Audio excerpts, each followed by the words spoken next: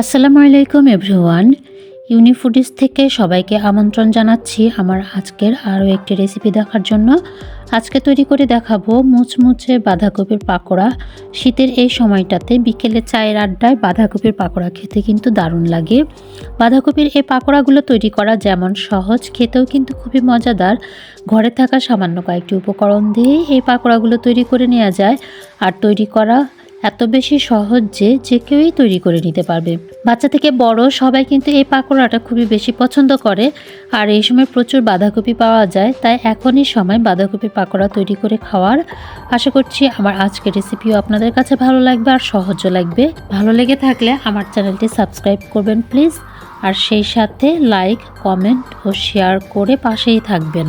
তো পাকোড়াগুলো তৈরি করার জন্য এখানে বড় সাইজের একটা বাঁধাকপি নিয়েছি, আর এই পুরো বাঁধাকপিটা দিয়ে পাকোড়া তৈরি করব, কারণ আমার বাসার সবাই এই পাকোড়াগুলো খুবই পছন্দ করে। বাঁধাকপির উপরের নষ্ট পাতাগুলো ফেলে দিয়ে তারপর বাঁধাকপিটা খুব ভালোভাবে ধুয়ে পরিষ্কার করে নিয়েছি। এরপর চিকন চিকন করে কুচি করে কেটে নিচ্ছি। আমি ঠিক এই রকম চিকন করে কেটে নিয়েছি। এর থেকে চিকন অথবা মোটা হলেও কোনো সমস্যা নেই। তো পুরোটা বাঁধাকপি কেটে নেওয়া হয়ে গিয়েছে। এবার এখানে দিয়ে দিচ্ছি 1.5 টেবিল চামচ পরিমাণ লবণ। লবণটা দিয়ে বাঁধাকপিগুলো এভাবে হাতের সাহায্যে কুচলিয়ে নিচ্ছি। বাঁধাকপির যে এক্সট্রা পানিটা রয়েছে সেটা পুরোটাই বের করে আনতে হবে। এজন্য একটু সময় নিয়ে ভালোভাবে কুচলিয়ে নিতে হবে। প্রায় 3 থেকে 4 মিনিট কুচলিয়ে নিয়েছি। তারপর দেখুন এই বাঁধাকপি থেকে কি পরিমাণ পানি বের হয়েছে। পানিটা যতটা সম্ভব বের করে ফেলার চেষ্টা করবেন, তাহলে দেখবেন বাঁধাকপির পাকোড়াগুলো অনেক বেশি ক্রিস্পি হবে। এখন এভাবে চিপে চিপে বাঁধাকপি থেকে পানি ঝরিয়ে নিয়ে অন্য একটি পাত্রের মধ্যে নিয়ে নিচ্ছি।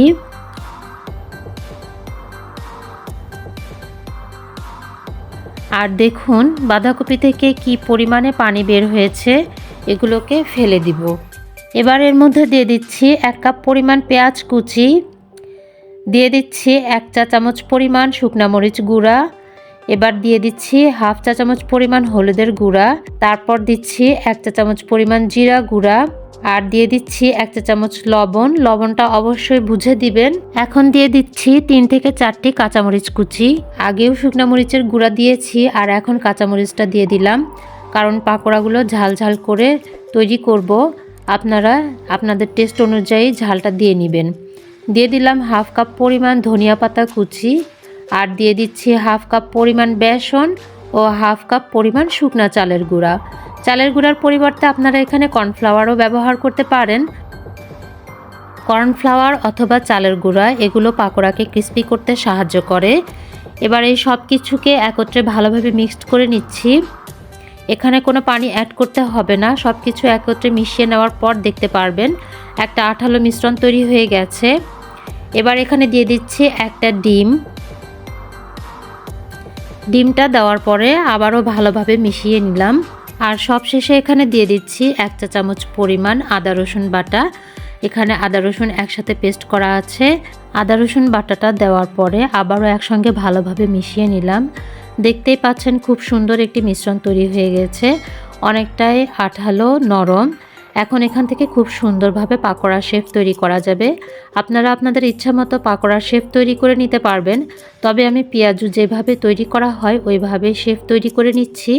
আর পাকোড়ার পুরুত্বটা খুব বেশি মোটা না করে পাতলা করে করার চেষ্টা করবেন, তাহলে পাকোড়াগুলো খুবই ভালো হবে।